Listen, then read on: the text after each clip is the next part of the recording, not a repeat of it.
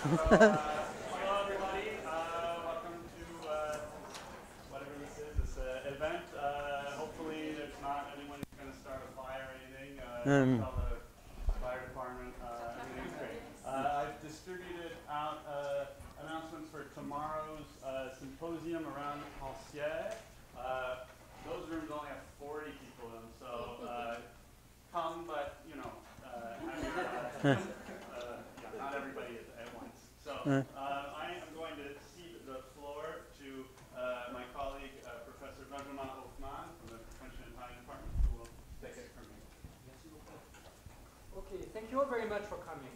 It is my deep pleasure to introduce Professor Jacques Ranciere. When my colleague, Professor Patrick Bray, was written extensively on the work of Ranciere, suggested I should say a few words about our guests before his lecture. I immediately realized it would be a daunting task. Some thinkers have such a breadth of interest. It is almost impossible to do justice to the richness and the variety of their intellectual production. Some thinkers have had such a deep influence on their time, you cannot go anywhere without discovering a mark they have left, a field of knowledge they have not studied and, in return, invigorated by their own contributions. It would be too challenging, even foolish perhaps, for me to try to guide you through the work of Jacques Ranciere in the short time allotted for this introduction. A work encompassing the fields of aesthetics, politics, education, and human rights. It would be as if I tried to explore with you, in the course of one day only, one of these libraries imagined by Borges that are ever expanding. The colloquium organized tomorrow by Professor Bray in honor of our guests will be the opportunity for us to undertake this exploration and to find our way in the complex intellectual world elaborated by Jacques Ranciere in the course of several decades. Modestly, I only say a few words about his intellectual itinerary and some of his most important publications. Professor Ranciere studied philosophy at the École Normale Supérieure in Paris under the guidance of Louis Althusser. With Althusser and several of his students, Jacques Ranciere composed and published in 1965 Reading Capital, an essay that caused a sensation in French intellectual circles and attracted a large international readership. After breaking with Althusser over his attitude toward the May 1968 student uprising in Paris, Jacques Ranciere joined the philosophy faculty of the newly created Centre Universitaire Expérimental de Vincennes, which became the University of Paris 8 in 1971. He taught there from 1969 until his retirement as professor emeritus in 2000. Today, Jacques Ranciere regularly teaches philosophy at the prestigious European Graduate School in Switzerland. Jacques Ranciere's major published works include The Knights of Labor, The Worker's Dream in 19th Century France, The Ignorant Schoolmasters, 5 Lessons in Intellectual Emancipation, The Philosopher and His Spurs, as well as Hatred of Democracy and Mute Speech, Literature, Critical Theory, and Politics. His last book, Les Bords de la Fiction, was just published, actually just today, by Éditions du Seuil in Paris, and engages in dialogue with Balzac, Maupassant, Proust, Rilke, Conrad, and Faulkner, among other writers. In today's lecture, Professor Ranciere will present to us some of the ideas he developed in his last published work. Please join me in welcoming Jacques Ranciere. It's a pleasure and an honor to have him with us today. Thank you.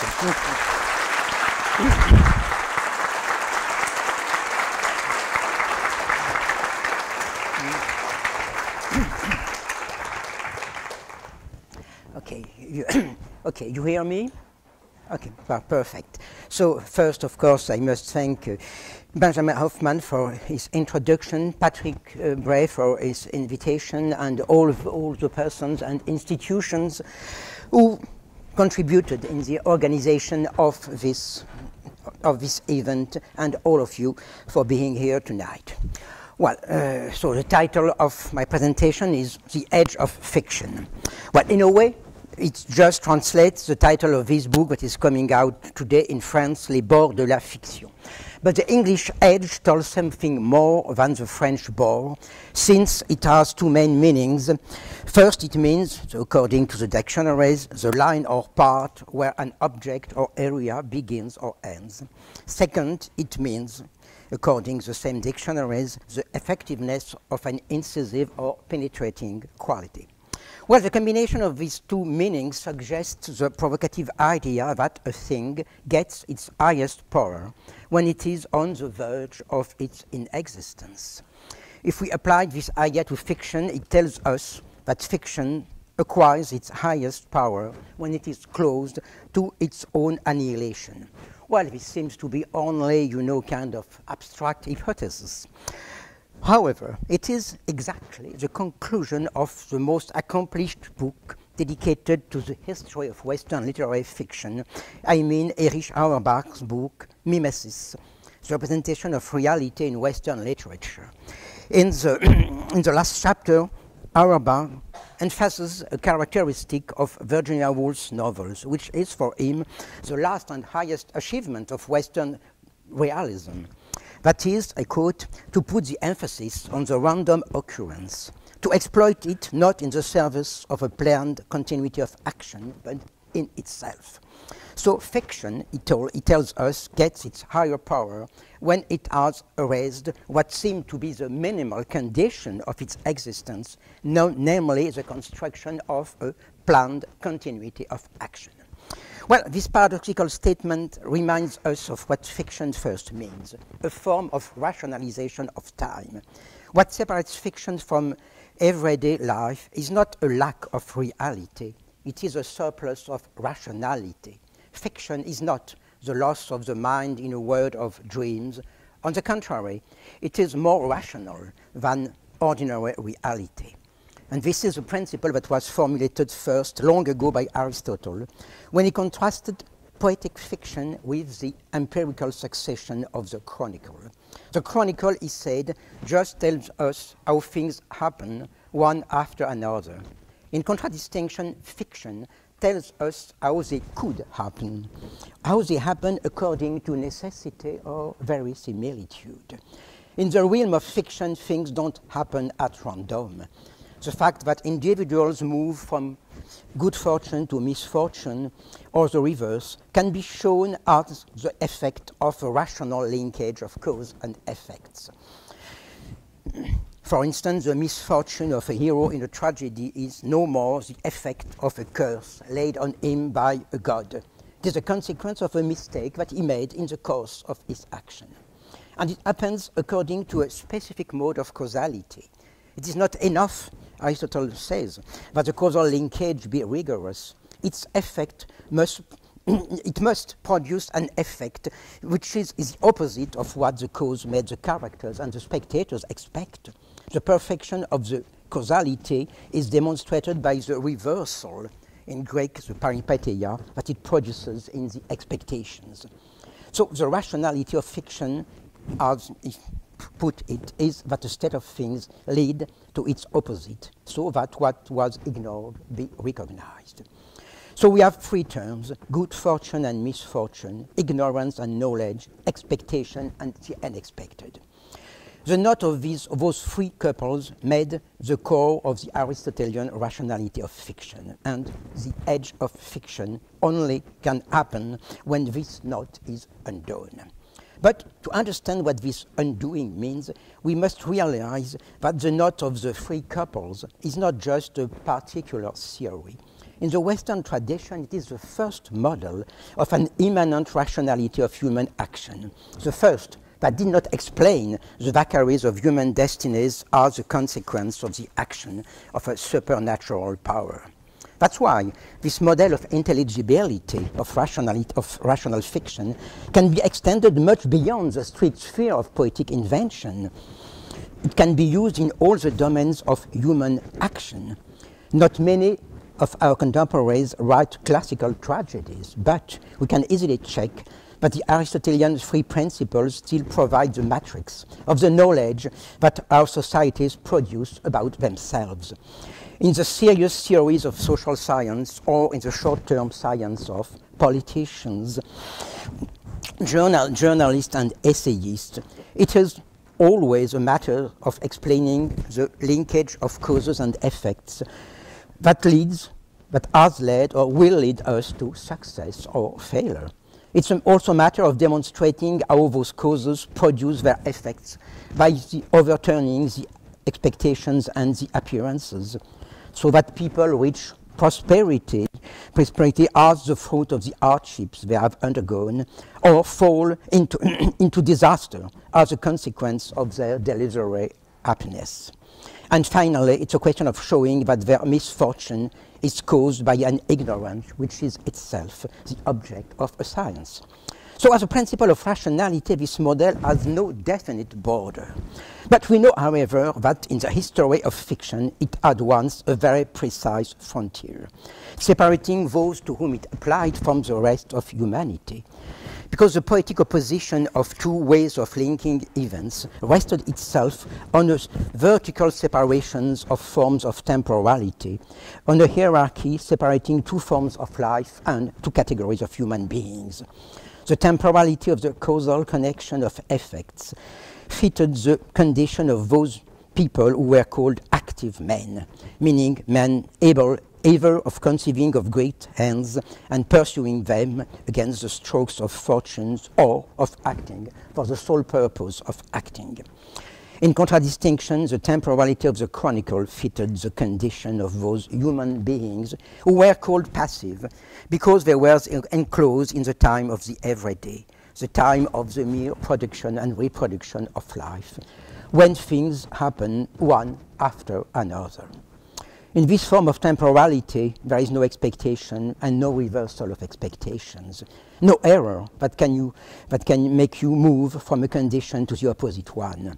There is just this barrier separating those to whom events can happen from the vast majority of human beings who are subjected to the mere anarchy of empirical reality. Well, the edge I'm dealing with, the edge characteristic of modern fiction supposes that this barrier be destroyed. But there are two contrasting ways of destroying the barrier. On the one hand, there is the way of social science. Briefly speaking, we can say that social science took up the Aristotelian three principles while erasing the frontier that restricted their scope. The obscure universe of material activities is liable to the same form of rationality as the arrangements of tragic action. Such might be the axiom providing the base of social science. Marxism even made one step more. It overturned the whole hierarchy by affirming that it is in the obscure world of material production that the causal rationality governing the whole of social life resides. But the core of the Aristotelian paradigm remained in Marxism. The new causal law, inherent in the very production of material life, imposes its rule to the extent that it is ignored by those who are subjected to it. So the mistake, which was the privilege of the active men in old fiction, is now shared by the multitude of the passive human beings who see only the inverted shadows of the process of production, appearing one beside another on the wall of the cave renamed ideology. In that way, social science has renewed the hierarchy of temporalities. It now separates from the multitude the small group of those who know the law of the global process and can use this knowledge for action. It's no coincidence, then, that when Marxist theory dealt with literature, it often took up the Aristotelian hierarchy.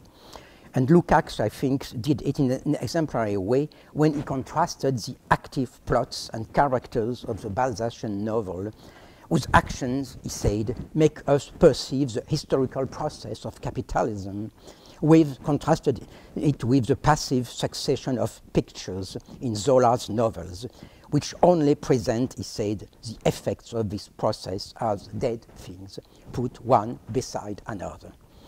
I think by contrasting active narration with passive description in that way, I think he showed the extent to which social science remained faithful to the classical paradigm of fictional rationality. But his polemic stumbled upon the fact that modern literature took another way. Instead of making the criteria of fictional rationality include everyone in the same global process, at the cost of maintaining the hierarchy of times, it called those criteria into question, and along with them, the hierarchy of temporalities and forms of life on which they were predicated. This is, I think, what is told to us by Auerbach's emphasis on the random moment. The strange privilege given to this random moment does not merely overturn the Aristotelian paradigm by privileging succession over causal linkage. Rather, it makes the time unit of the moment the very place where the belonging of everyone to a common time is at issue. It makes it the edge, meaning the next to nothing, toward fiction has to move in order to erase the frontier separating two types of humanity and include those who were excluded, those who were supposed to be nothing. This edge of nothing so appears as the last accomplishment of Western literary fiction and the end toward which it had to move to get its full power. Well, this movement, this kind of teleology of literary fiction, well, however, is a bit complex, though Auerbach spells it out in a very simple way. It's clear that literary fiction acquires its full power when its scope is no more restricted to some types of human beings and situations, when it can deal in the same way with all situations and characters. This is what full realism, what he calls serious realism, entails. It entails the abolition of the whole hierarchy of genre that located realistic imitation in the low genres of comedy and satire, representing low people and prosaic situation. It entails them the suppression of the frontier, separating those who live in the noble world of action from those who live in the obscure world of the daily routine. But there are two ways of understanding this suppression. The first one is the inclusion of any individual life in a global process, what Auerbach calls, I quote him, the embedding of everyday and random persons and events in the general course of contemporary history. But it is not enough that the global connection exists, it must produce a specific effect, which is an effect of equality, what he calls, I quote, the serious treatment of everyday reality, the rise of more extensive and socially inferior human groups to the position of subject matter for problematic existential representation. Well, in short, there are two criteria for the accomplishment of literary realism. One is the inclusion of any individual life in a global process. The other is the access of any random individual to the dignity of a subject of serious fiction.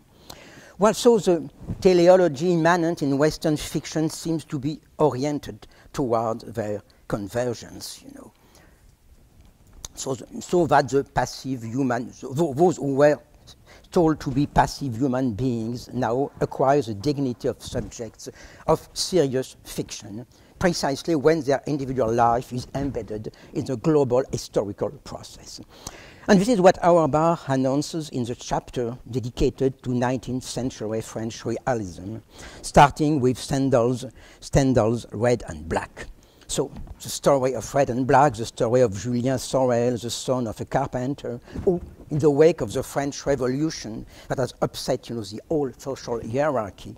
So he sets out to climb to the top of the social ladder, and this seems to illustrate perfectly that convergence, between really the inclusion into a global process and the access of any random individual to the dignity of a subject of fiction.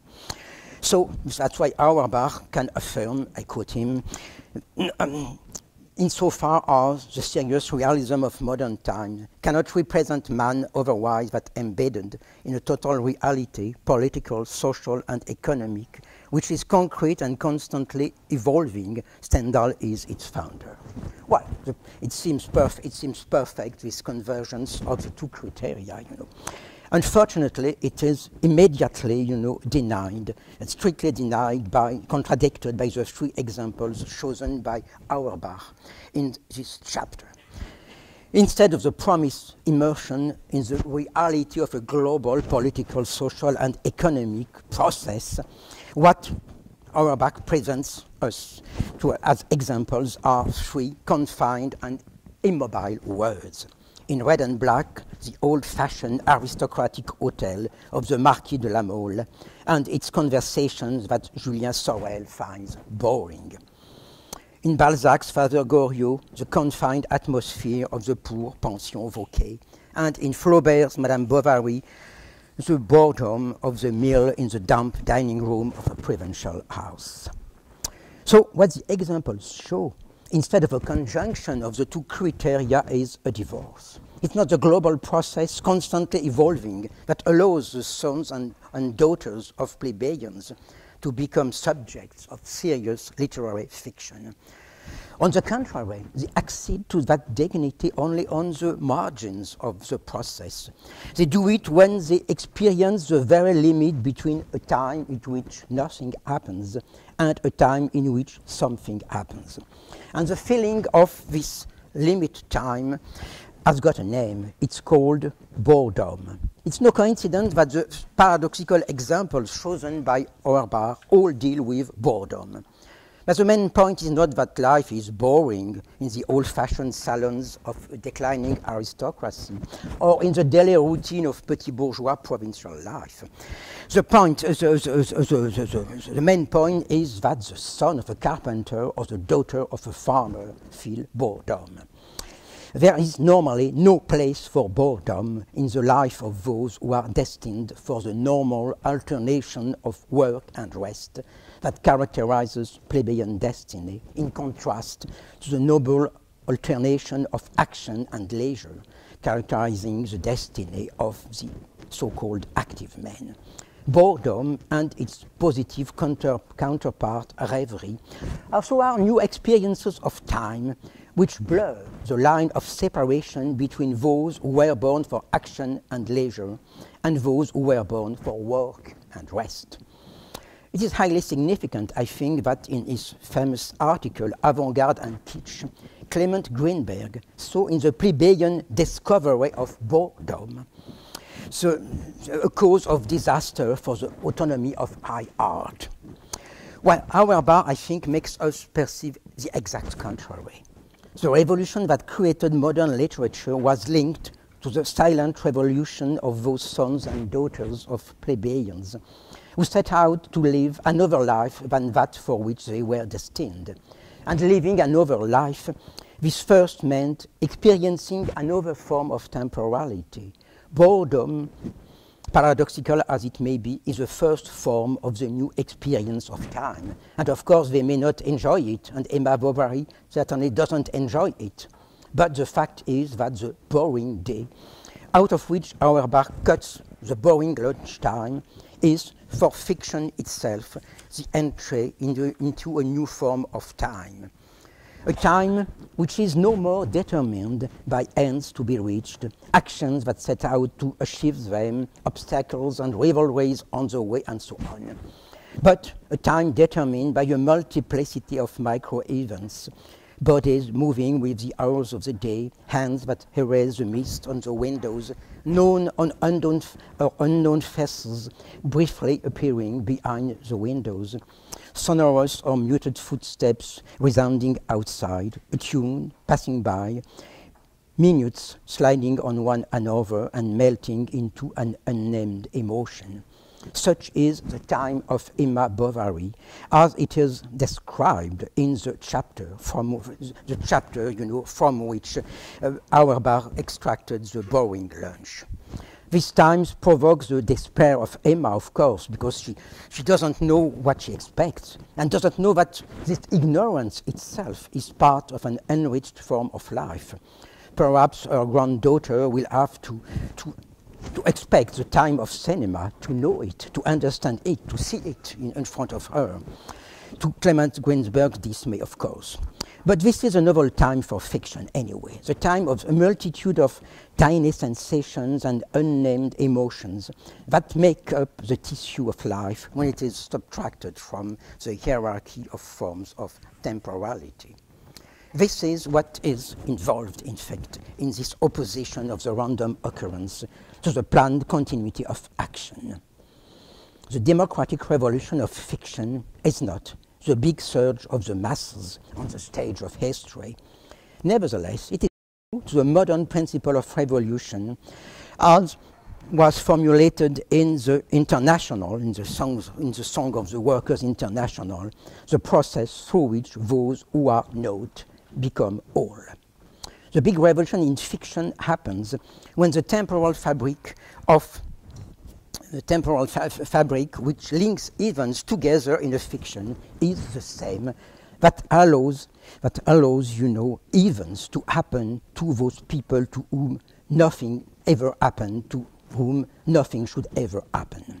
That's why the poetic of the random moment is not the product of a minimalist aesthetic reserved for refined elites, nor a poetic of fragmentation translating the experience of capitalist reification. On the contrary, Auerbach said, the poetic of the random moment bears the promise of a future common life of humankind on the earth. Well, it's true that Auerbach conceived that promise in a rather restraining way. He commented on a short passage in Virginia Woolf's To the Lighthouse, in which the heroine is sewing a pair of socks and taking care of his youngest child. The random moment, he said, concerns the activities that all human beings have in common. But I think the promise of a future humanity doesn't lie in the fact that there are all over the earth millions and millions of women who, like Mrs. Ramsay, sew up socks and take care of their children. I think it lies in the dismissal of the double form of exclusion that characterized time in the old rationality of fiction. In that tradition, time was a power of exclusion. It excluded on the horizontal axis by making of each moment only a transition to reach the following one and to reach the end of the story. And he excluded also on the vertical axis by separating those who live in the realm of action from those who live in the universe of repetition. In contradistinction, the random moment is the cell of a time which is inclusive in two ways. It is a time of coexistence within which moments do not suppress one another, but penetrate one another and spread, far away in still wider circles. This time, perhaps, is best illustrated by another novel by Virginia Woolf, Mrs. Dalloway, the story of a single day in which the walks of a well-off woman, of her daughter and her former lover in the streets of London map a new time-space where the same minute sensory events, for instance, the sound of the explosion of a motor in the street, or the smoke letters drawn by a plane in the sky, those minute sensory events gradually spread and include in the same circle all types of individuals, and notably those anonymous lives that the whole distribution of the perceptible kept aside or made invisible. But the random moment is not only the random atom of a time of coexistence. It is also the experience of a kind of precarious balance of a time poised between the nothing and the something. It's the moment of an encounter between those who are included in the time of shared sensory events and those who live in the time off, where nothing happens and nothing can be shared anymore. This is how, so always in the same novel, Mrs. Dalloway, the kind of happy circles, of expansion of the random moment, stumble upon two characters that resist any inclusion. There is first opposite a tube station, a tall, quivering shape, looking like a rusty pump or a wine-beaten tree, whose bubbling voice of no age or sex murmurs a chant without beginning and end and deprived of any meaning. And there is a young man disappointed in his poetic aspirations and traumatized by the World War, whose delirium turns the fabric of nondescript sensation into the revelation of a new religion of love and beauty that he has to preach to the world. While the rusty pump vanishes in the landscape of the town, as for the young man, he will throw himself out of a window to escape the doctors who want to make him disappear in the secluded space and time of the asylum.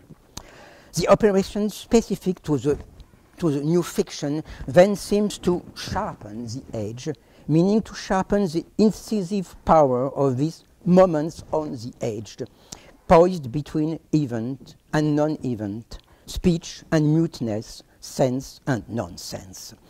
It consists in constructing with words a common word which includes the separation itself and links the well-oriented time of Clarissa Dalloway and of the passers-by in the street with the frozen time of the old pump and the disoriented time of the madman. But this inclusion is neither the suppression of the differences in some kind of universality, nor the recognition of their peaceful coexistence. Instead, it is a violent inclusion into a community of sense of the very excess, which threatens to explode it. This inclusion can take on very different and apparently opposite fictional forms. It may take on the form of the minimalist story on the very brink of its own inexistence. It has often been the privilege of specific forms dedicated by their very shortness to the next to nothing, like the prose poem or the short story or the novel, which are very often stories of brief visions or chance encounters suddenly opening onto the abyss of unknown words, or memories of tiny events revealing the depths of passion hidden in ordinary life. So those stories draws a thin line that brings back into the common world those who are forgotten in the bottom of the hole or relegated to the margins. For instance, Flaubert's humble maid, who proves able of passions much more intense than her mistress, or Chekhov's cabman, telling to his horse the grief that none of his speedy clients is willing to listen to. This travel on the verge of nothing characterizes to the utmost the short story that the Brazilian writer João Guimarães Rosa collected under the title Primeiras Histórias. One of them, a 4-page story, is called Soroko, His Mother and Daughter, His Daughter. It takes place in a railway station, so in Brazil, in Minas Gerais, where people gather around a strange carriage with a wire netting over the windows. They have come here to assist Soroko as he accompanies his mother and his daughter, who must board the train that will lead them to the madhouse in a town far away. We know nothing about Soroko, nor do we know how the two women got mad. They emerged from nothingness before going back to nothingness.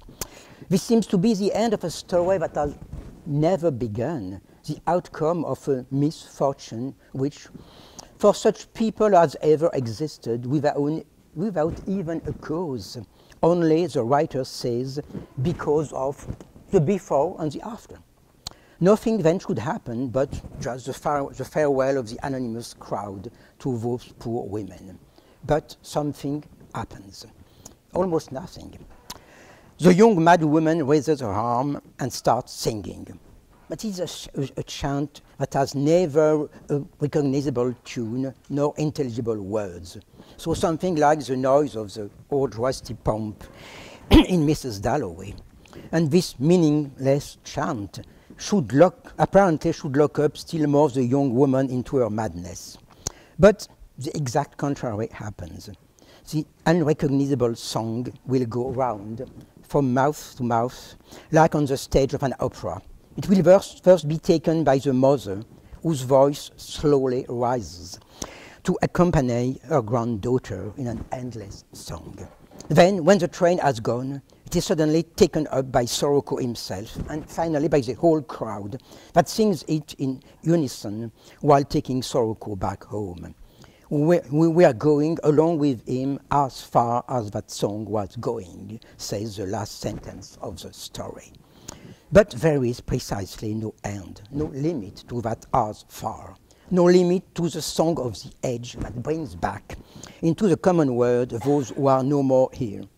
The last line of the 4-page story keeps indefinitely open the space of play between the nothing and the something that the old fiction would lock up to complete the movement leading a story from its beginning to its end.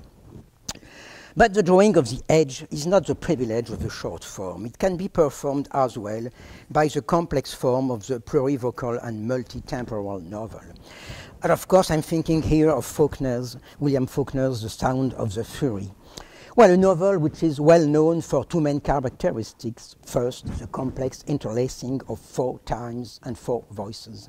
Second, the role taken by a very specific voice, that of the idiot, Benji, which holds the floor during the first part of the novel. And it is generally admitted that this part of the idiot is simply the literalization of the well-known words of Macbeth at the end of Shakespeare's tragedy. The word is a story of sound and fury told by an idiot, and which means nothing. So this literalization, and the fragmentation of the story into several intertwining times and voices, may seem to be sophisticated devices characteristic of modernist and elitist fiction. I think, however, that we can make something quite different of the relation between the voice given to the idiot and the temporal complexity of the story. I would start from from a short passage of the last part, so the part of the objective narration, which describes, Benji's wail. The text says, I quote, "It was nothing, just sound. It might have been all time and injustice and sorrow become vocal for an instant by a conjunction of planets," end of quote. Well, this short passage, in a sense, can sum up the work of fiction when it is on the edge, transforming a noise, which is nothing, into totality of time, injustice, and sorrow. I think it both condenses and upsets at the same time the two main oppositions which have served from the antique times on to hierarchize human beings out of their ways of being and their ways of speaking. And it is Aristotle, again, that had formulated both of them to mark out in a similar way the time-space of poetics and the time-space of politics. There was first the poetic opposition of two times, so the time of the chronicle telling how things happen versus the time of fiction telling how they could happen. And there was, second, the political opposition between two uses of the animal voice, which signals pleasure or pain, versus the human logos, which is able to manifest and discuss justice or injustice. Well, far as the novel may be from any political commitment, this totality of injustice, taking a voice for an instant, evokes for me the scene in which I tried, in my book Disagreement, to stage perhaps the principle of politics, the scene of the secession of the Roman plebeians on the Aventine, that a French writer, Ballanche, had rewritten just before the 1830 French Revolution, to prove to the patricians that their protest was not an animal expression of hunger and pain, but a manifestation of justice. The plebeians first had to show the patricians that they were speaking beings.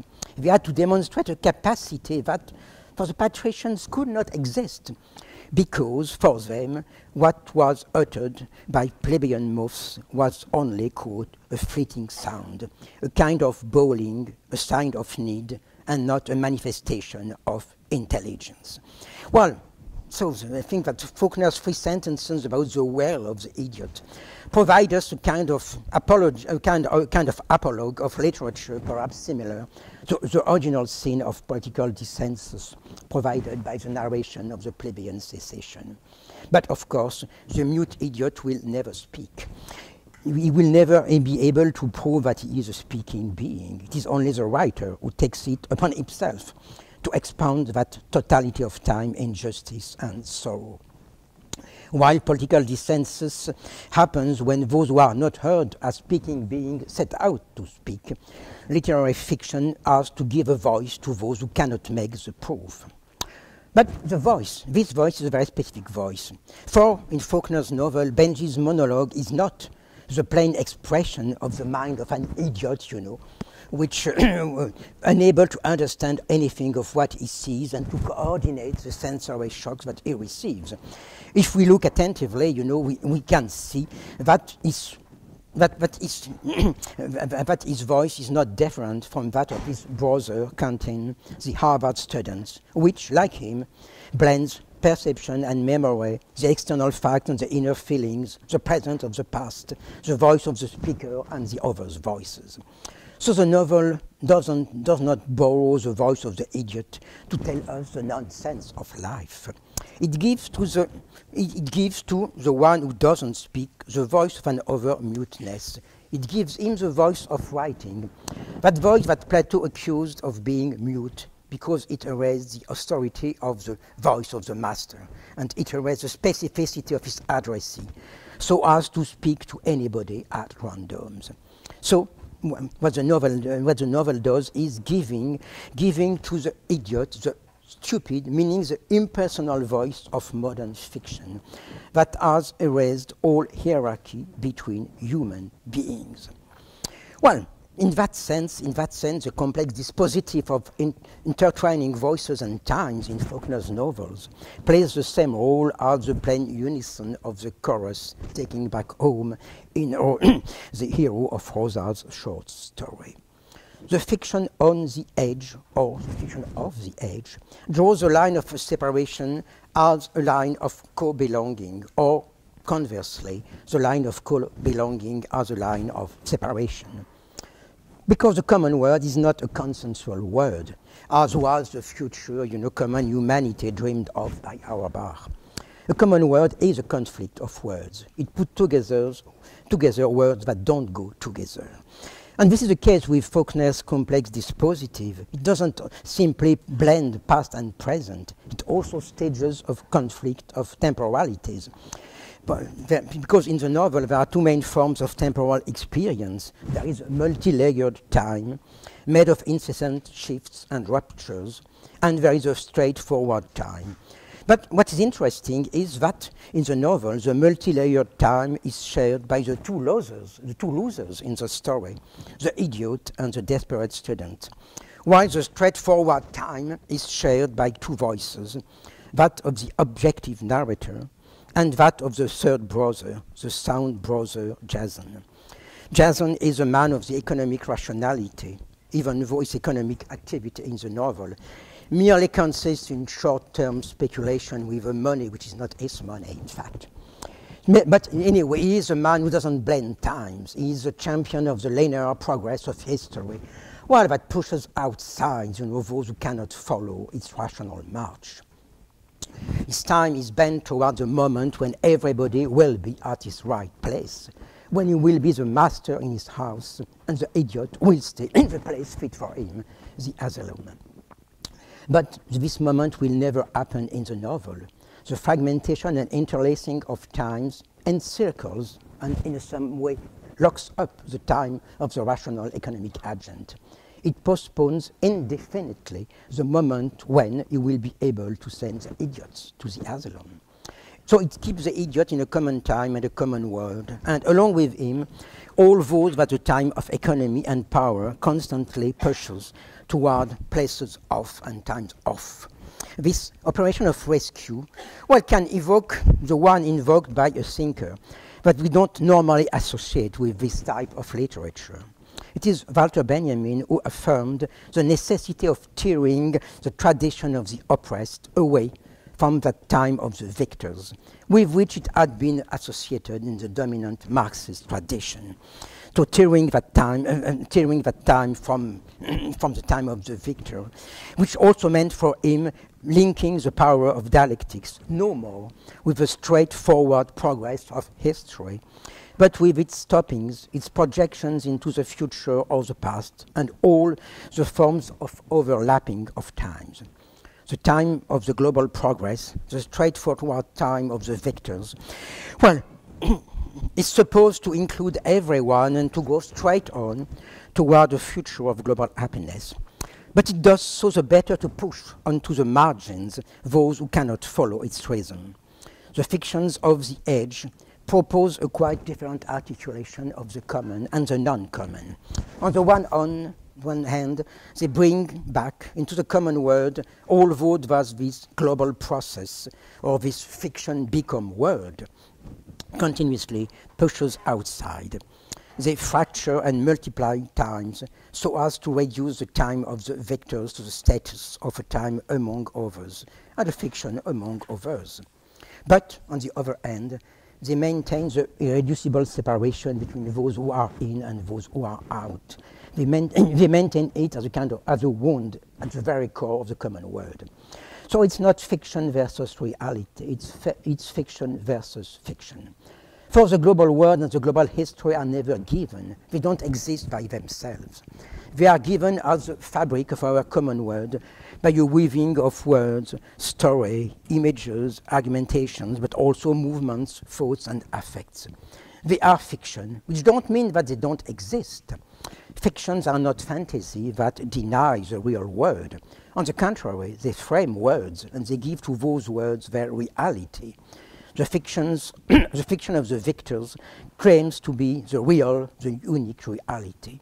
The fictions of the age question that reality, which does not mean that they deny it, but that they question the type of reality that it asks the human beings to inhabit. That's why this question of the edge of fictions takes on a new relevance, I think, and brings about new fictional forms in a contemporary world where the capitalist domination has taken up the Marxist narratives of the historical necessity at the cost of transforming the march of history towards the global revolution into the march of history towards the global free market. In this world, the fate of the disabled persons sent to the asylum becomes the fate of millions and millions of migrants and refugees that are sent to camps or ghettos on the margins of the common world. In this context, political dissensus itself increasingly tends to move to the edge, instead of trying to accelerate the historical movement to lead it to final accomplishment. It tends to question that movement from the margins, or rather from specific points where the operation of marginalization is both performed and resisted in an exemplary way. This can be, in Mexico or Bolivia, the case of Indian people whose land and forms of life are threatened by the capitalist process of appropriation. In Italy or France, the case of natural environments and agricultural forms of life about to be devastated by a high-speed train or an international airport. Or in Greece, the case of wide parts of the population victim of the economic rule imposed by the European Union. In that context, we can observe at the same time transformations of fiction that question the opposition between reality and fiction, but also transformations of political action that emphasize its fictional and aesthetic element. On the first side, I'm thinking of the many films that call into question the division between fiction films and documentary films. Well, because this division is still in keeping with the hierarchy that sustains the old rationality of fiction. Well, we know the provocative sentence of Jean-Luc Godard about the Palestinians who went into the documentary just as the Jews entered the epic. Well, if we leave the polemic aside, the sentence tells us that the normal division between fiction and documentary is also a division between two types of humanity. Well, on the one hand, there there are human beings who only know reality and only stick to their identity, so that we see their images and we hear their voices to get information on their condition, and on the other hand there are, or there would be, human beings who can put that identity at remove, so have to live unexpected situations and become the actors of their own life. It is this distribution of parts that has been increasingly rejected by various filmmakers. They want to deal with situations of injustice undergone by the oppressed people. But for that very reason, they refuse the first injustice, which is to enclose those people, you know, into the genre of plain documentary reality. Well, I'm thinking specifically of the trilogy that the Portuguese filmmaker Pedro Costa has dedicated to the Cape Verdean migrants of the outskirts of Lisbon, whose destiny appears to be, well, the obscure, you know, reverse side of the history that led from Portuguese colonialism to the Carnation Revolution, and from the Carnation Revolution to the integration of the country into the European process of capitalist modernization. Well, in Costa's films, there is no apparent plot, no professional actors, only real migrant workers that he met in a shanty town on the verge of its destruction, and that he followed in the white cubes where they were rehoused. So what we see is apparently the prosaic chronicle of their life. Little scenes of everyday life, matters of work and accidents at work, appointments with a council employee to obtain a council flat, various visits and mundane conversations with friends and colleagues, which seems to be mere documentary stuff. But as the films move on, this time of succession seems to be haunted by other times. Some scenes that are represented in the continuity of the present seem to be intelligible only as memories of the past. A character who apparently left his barrack to go working reappears with a different clothing in an art museum where he has nothing to do apart from being expelled by a guard. A character that we had seen dead after falling from a pole reappears to tell us another death, and so on. So the succession of little facts appears to be in reality a fiction. All those scenes of everyday life are reconstructions. Sometimes the character replays events of their own life, some of which reach back to 40 years ago, which means that they replay with their bodies of old men the events of their youth. Sometimes they play events that arrive to people around them. Sometimes they play scenes that have been invented just for the film, like the visit to the museum. So finally, the time of the apparent chronicle proves to be as complex as the time invented by the novelist of the sound and the fury. It appears to be made in the same way of moments, fragmented and intertwined, mixing the present and the past, perception, memory, and imagination. By the same token, those workers lose the identity that belongs to them in the dominant fiction. They are no more poor migrant workers, victims of the acceleration of the global process. On the one hand, they are now more than poor migrant workers. They have become actors, playing their own life as an artistic invention. On the other hand, they have become less. Because if the dead can come back without any concern for verisimilitude, it is because as living beings, they already were living dead. Human beings who have been denied a human life. The last film of Costa's trilogy takes place in a hospital, which is at the same time a real hospital and a mythical place, kind of kingdom of the dead, which also means a court where the dead pass judgment of the living, and on the kind of life which is deemed to be a real life. There was a time when political awareness was equated with the struggle against fictions in the name of reality, and the reality hidden behind. Well, it might be said, perhaps, that we are now in a kind of reverse situation when fiction has to struggle against the fake obviousness and the fake uniqueness of what is set up as the real. This is also why political action against dominant order increasingly takes on the form of an artistic invention. One has often noticed the aesthetic aspects of many recent political forms of protest, like the Occupy movements.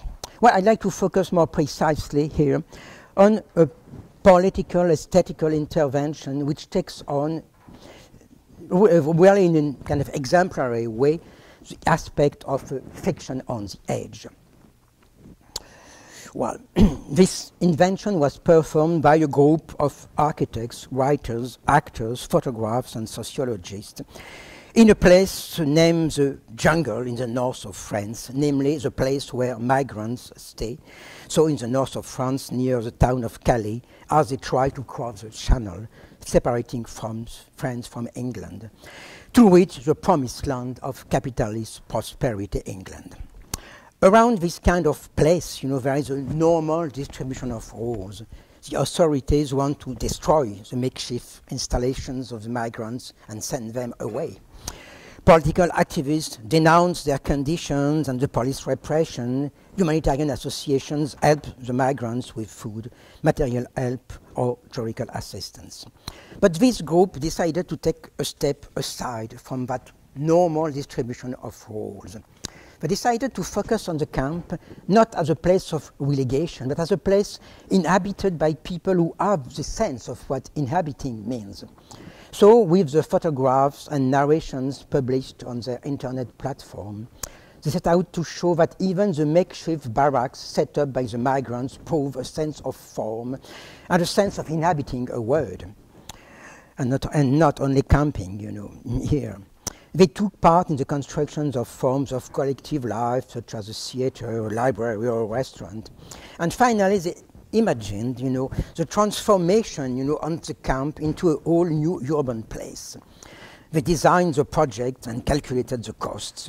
Such a project, they assumed, would reinvent the town of Calais. Reinvent it no more as a juxtaposition of a decent province town and a muddy jungle, but as a cosmopolitan town of the 21st century. So they published the plans on their platform, but also they published it in the special issue of a magazine.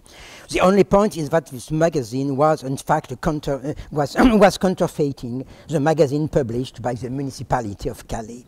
So in this fake magazine, they also published the letter of the mayor that the mayor did not write, and the answers given by the French president in an encounter with the inhabitants of the jungle that, of course, never took place.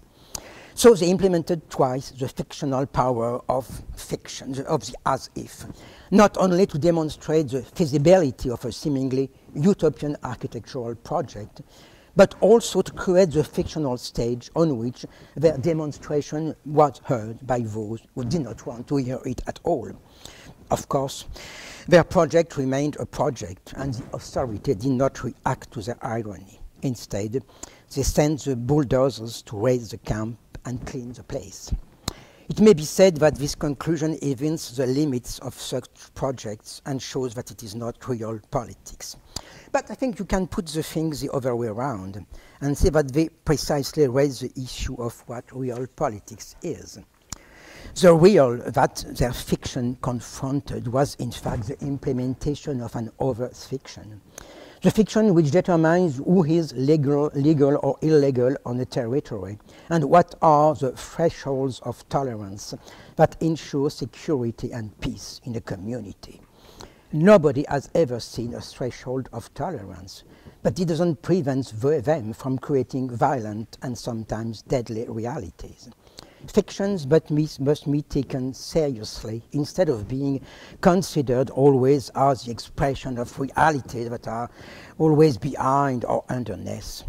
That's why it may be necessary sometimes to break with the so-called critical attitude that always purports to reveal the reality hidden behind fiction, while most of the time it only contrasts the unavowed fictions of social or political science to the avowed fictions of literature, film, or others. it may prove useful, perhaps, to overturn that logic and to show how the analysis of the forms of avowed fiction can help us to question the modes of descriptions of situations, the forms of linkage of events, and the paradigm of interpretations, which frame the reality of domination and oblige us to accept it as the only existing reality. Thank you for your patience.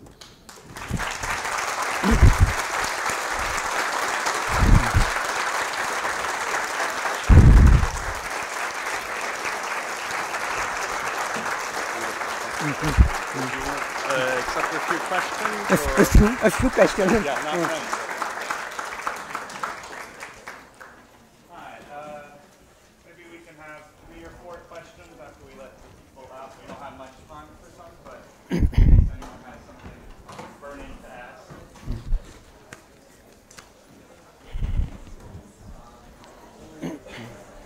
Give it a second.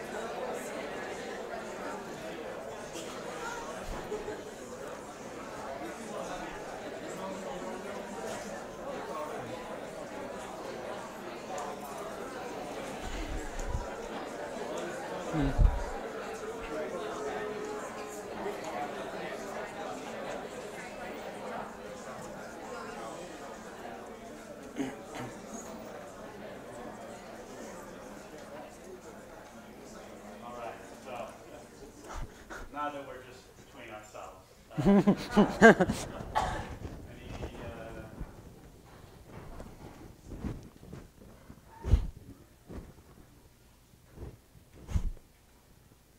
Yeah.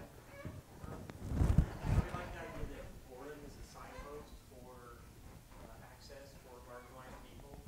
Is it because boredom is especially sort of a part of time, or because the relationship between boredom and time? Is it boredom serves as a signpost, or are there other characteristics we could look at that like are also reflective of marginalized access? Well, there are 2 points. The point, but of course, boredom, I think, is the specific, feeling, of a time in which nothing happens. Nothing happens while something might happen. So boredom is, it's kind of, really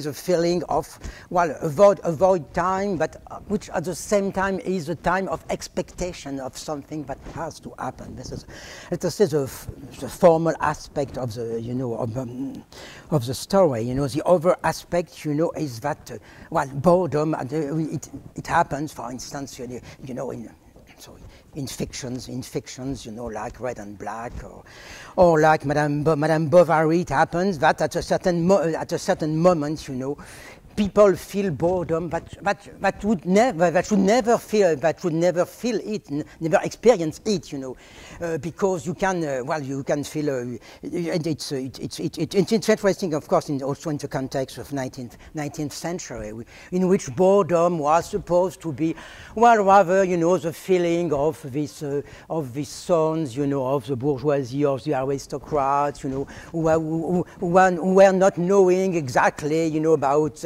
their vocation in the world. So it would seem to be the feeling specific to people who have time, And what's interesting is the moment when boredom, became a feeling shared by people who normally have no time. I have no time for this, because they are supposed precisely just, to be enclosed in a time, in the time of alternation of rest and work, And most of my research precisely about workers' emancipation argumentation was about the way in which, well, some workers, decided to break the circle, of rest, of work and rest, And what I think interesting is how perhaps it resonates, in fiction, in this matter of boredom. So people who should not feel boredom at a moment, they feel boredom, And I mentioned, in passing, this extraordinary in this way text, by Clement Greenberg. If you look,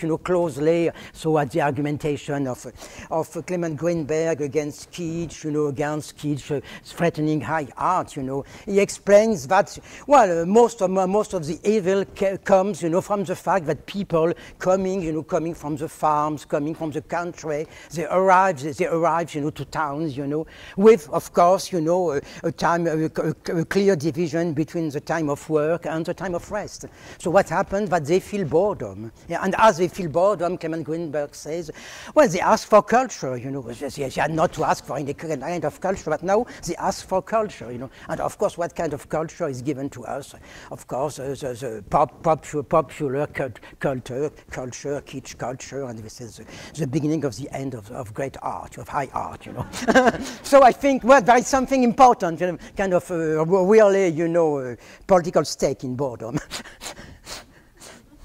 So I hear you saying that fiction is a human right, that to enter into, you've spoken of various sort of authorized makers of fiction, inviting the marginalized into fiction. And I'm thinking of the scandal of, for example, Rigoberta Menchú, or other scandals of authenticity that unauthorized actors have presumed to shape a story instead of simply expressing, sort of expressing themselves through comment, through chronicle. Am I understanding rightly? Yes. Certainly, no. There are several things. There is there is the fact that let us say, professional writers of fiction, include in their fictions people who should not be included or should be included, at their place, at the right place, And also there is the fact that, well, people, get into the realm of fiction and create fictions, create various kind of fiction. It may be written fiction, but it may also be just the invention of a story, that comes with them, But yes, and this is also part of I think of the same problem. So I did not use the language of right, But yes, I think there is a right of fiction. Well, I remember once. A long time ago, I defended, also right of the people, right of workers, to lie, because of course what is always really looked for, when it comes to poor people, low people, or workers, etc., is authenticity, authenticity. They must be authentic, and of course I think that really some kind of real social subversion, comes when they decided, also to invent fictions and to lie. I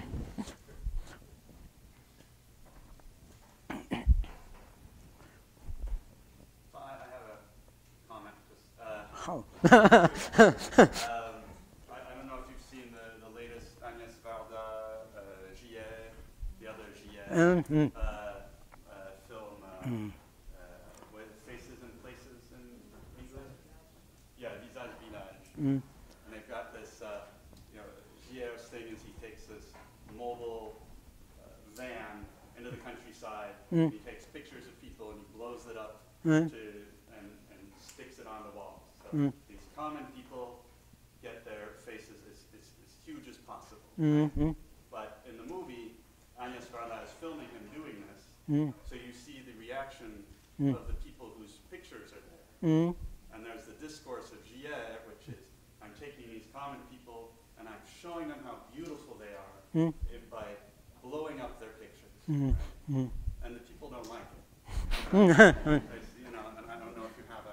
No, I've not seen the film because I think I had a kind of prejudice, so I did not want to see it because also I was not really very pleased, with some of recent, some recent films or exhibitions, installations by Agnes Varda, and so I think there is a way, really, of going, into the to the country,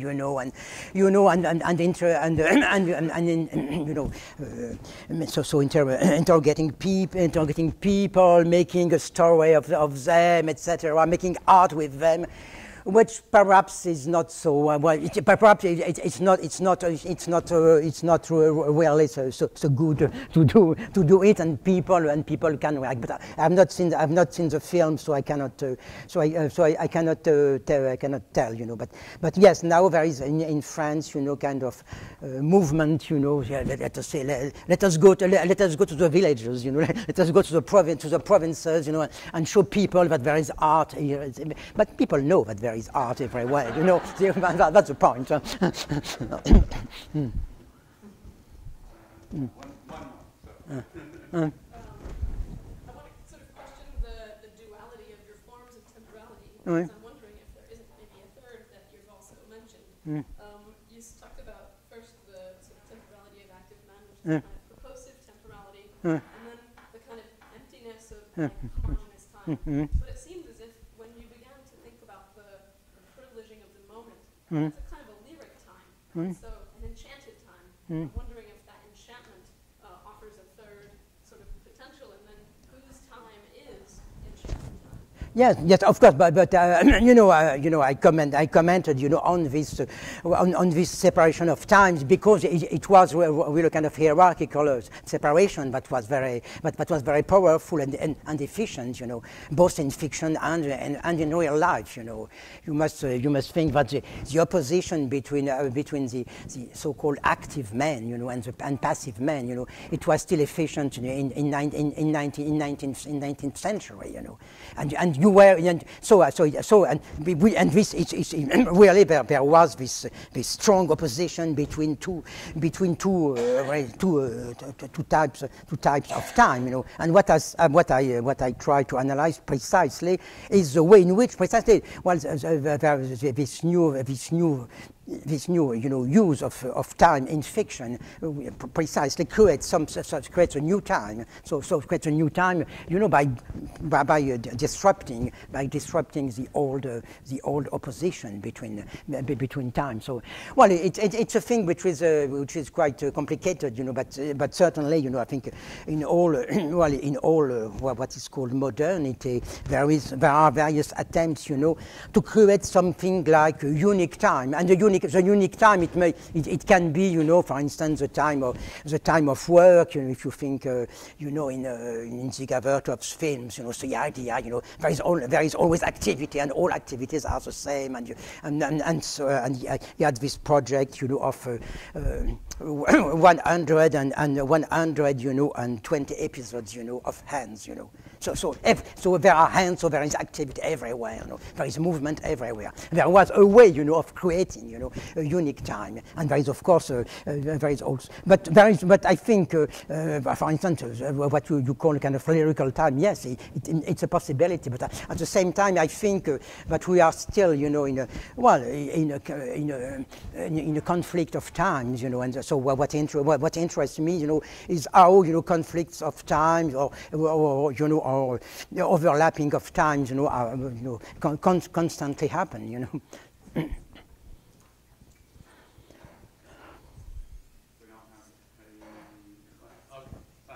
Well, so I feel bad asking this because, like, Jameson always gets this question from people like me, which is like, what about the 18th century novel? So I'm going to ask you, what about the 18th century novel? Because this, these narrative modes. I mean, Sentimental Journey doesn't fit into that. Stern definitely doesn't fit into this idea of an opposition between, an active successive time, or linear time, or temporality, and one that would be what you'll mean it just homogeneous time, or the time of repetition. Right? So I'm wondering how new is this new temporality interested in boredom, say, or repetition, when, I can point to, I can think of a number of 18th century examples. Well, no, of course, but I don't want really to draw lines of separation, and notably to draw temporal lines of separation. What interests me is the moment precisely when the form of the novel, really replaces, the old, literary noble forms, tragedy, epic, and so on. So what interests me is what happens, when really literature, is mostly the novel, the form of the novel, which means breaks with a kind of tradition and the whole system of normativity. So what's interesting is, of course, you have had, for centuries and centuries, forms of practice, of writing, practice of painting, etc. that don't meet the norms. But at the same time, there was a hierarchy, and for instance, the novel, even in the 18th century, it is still considered, from an academic point of view, as a kind, we're kind of entertainment. It's not supposed to be art, And there is a moment when really, the novel becomes really is identified with literature, which means that there is this moment, for instance, in France, there is this interesting moment when the old name of the belles lettres, is substituted by the name of literature, And it's interesting because it happens, apparently it happens, so in the almanac, it happens the same year, of as Madame Bovary. I don't think that there is but there is a reason for this, but at the same time, that's something characteristic, So the idea of an old system of norms, at a certain moment, it's seen to really to be collapsing, And now there is this new, precisely this new, this new form of the art of writing, which has no norms, and which, in a way, everything is based precisely on the way, really you can use time, Well, our best use of time, Pastor. Now, Thank you to all of you.